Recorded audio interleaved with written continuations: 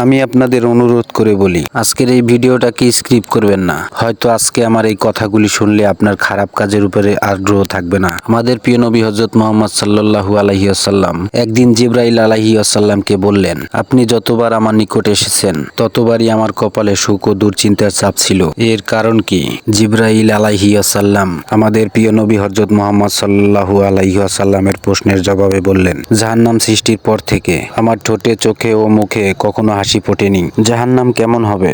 জাহান্নামের গভীরতা এমন হবে যে এর মুখ থেকে একটা পাথর ফেলে দিলে জাহান্নামের তলদেশে পৌঁছাতে 70 বছর সময় লাগবে। বিচারের দিন জাহান্নামকে 70,000 শিকল দ্বারা টেনে আনা হবে, যার প্রত্যেক শিকল 70,000 ফেরেশতা বহন করবে। জাহান্নামের চাঁদ এবং সূর্যকে নিক্ষেপ করা হবে, আর তা জাহান্নামের অবনীলায় হারিয়ে যাবে। আর জাহান্নামবাসীদের শরীরের চামড়া 126 ফুট পুরো করে দেওয়া হবে, যাতে আযাব অত্যন্ত ভয়াবহ কঠিন হয়। তাদের শরীরে থাকবে আরক তিল, যাদের এক একটি উহুদ পাহাড়